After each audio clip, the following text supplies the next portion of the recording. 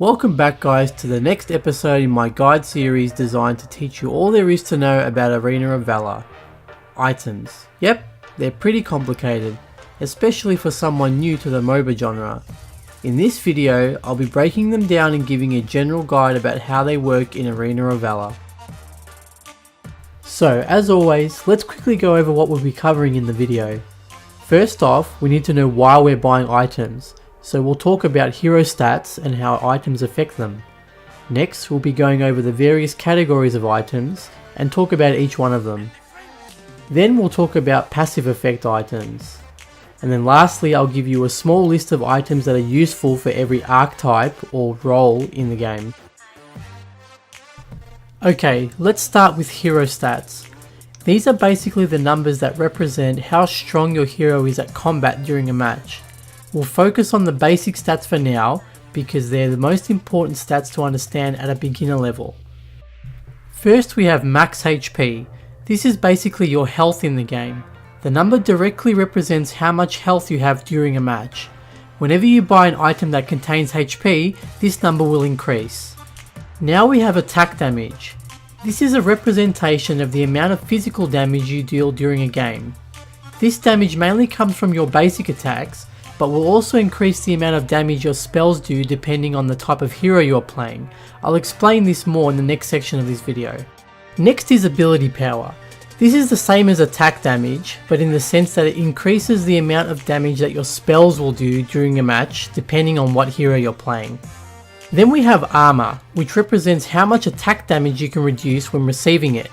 The percentage value represents how much attack damage you reduce. So for example, at level 1, this hero Yawn reduces 12.7% of any incoming attack damage, as you can see. We then have magic defense, which works the same as armor, however it relates to reducing any ability power damage you take, mainly from spells during a match. Buying items containing armor or magic defense will increase how much of that type of incoming damage you will reduce. We also have max mana. A lot of heroes use mana to cast their spells, so the more mana you have, the more spells you can cast before running out of it basically. Then lastly we'll include movement speed here, which represents how fast your hero can move during a match. Now I'll quickly explain how items affect your skills. When we look at Yawn's spell, Heavenly Barrage, we see that it deals 105 base damage. And then there's this number in orange here. This orange number changes during the game depending on how many damage items you've purchased, meaning that the more attack damage you have, the more damage the spell will do as well. The same also goes for ability power. As you can see with this mage hero Vera, her spell Hellbat does 520 damage, and then there's this number in light green here. This number changes during the game depending on how much ability power you have.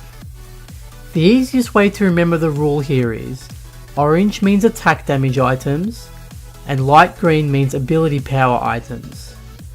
If your spells are increased by attack damage, try to buy a lot of attack damage items when you're using that hero. If it's light green, go for ability power items. It's as simple as that. Let's move on to item categories. We'll use the Armory tab because it looks basically the same as the item shop does in game. First up, it's important to remember that during a match you can only have 6 items on your hero at once. So if you decide you want to change to a different item but have 6 already, you'll have to sell one of the items that you already have.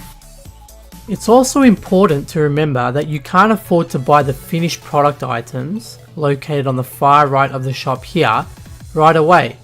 They're just too expensive. The way it works is as you earn gold, you buy the smaller component items first, which lead up to the finished item. Don't worry about knowing when you can buy them. The game will pop the image up on your screen when you can afford the next component, so just tap on that image to buy it. Now let's start with the attack section. Basically, every item in this section, no matter what it is going to increase the amount of attack damage that you do. So, as a beginner, purchasing any of these items as an attack damage hero is fine, as it'll all make you stronger. Then we have the magic section. Any of the items in this area will make any ability power based hero stronger, so like the attack section, feel free to experiment on what items you prefer using. Next is the defense section. If you're in a game and an enemy player is giving you a lot of trouble, look at what kind of damage items they've built, and then buy something from this section that defends from that damage. If they're building a lot of attack damage, buy some armor. If it's an ability power hero that's bothering you, buy a magic defense item.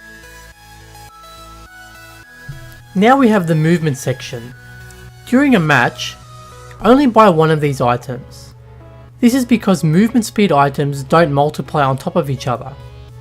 All of these boots come with additional stats on top of the movement speed, so be sure to take the time to read what they are so that you can make the right choice in game of what boots you will be using. Now if you're stuck in a very long game and have a full inventory, feel free to sell your boots and buy another damage or defense item. Last up we have jungle items. Now these items are designed for heroes who spend the first few minutes of the game in the jungle, and they also require a certain talent to be equipped before you can purchase any of these items. However, I'm going to be talking about talents in the next video, so we won't go into too much detail about that yet. All you need to know for now is that these items help you kill the jungle creeps and objective monsters faster. Now let's touch on passive item effects. We'll use this Spear of Longinus as an example. Now we can see that the item gives us some attack damage, spell cooldown reduction, as well as some armor. But if you look under that, you'll see this thing here, unique passive.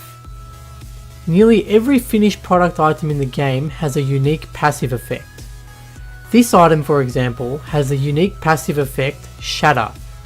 What this does is every time your hero damages an enemy creep or player, the enemy's armor stat will be reduced by 50, stacking up to a total of 250 armor reduction.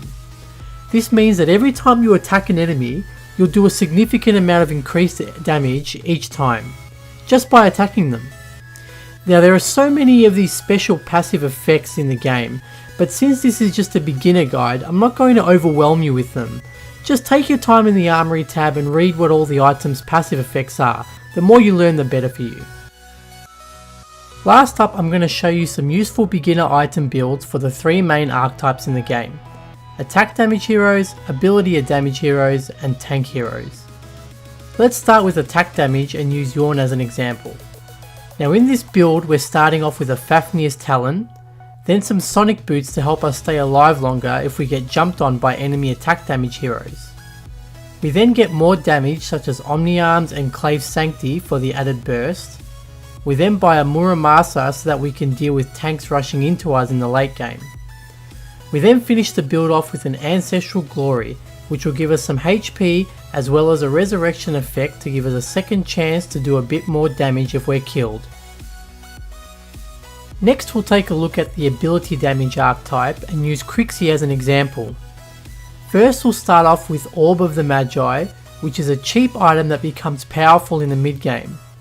Then we'll get Enchanted Kicks and Hecate's Diadem to boost our damage and help deal with Tank's high defense stat in the mid game. Then we'll buy a Frosty's Revenge for the useful slow whenever we cast a spell, and then Rhea's Blessing to help us stay alive longer in the late game. We then finish the build off with a Holy of Holies, which will give us a huge boost to our damage in the late game, finishing off the build.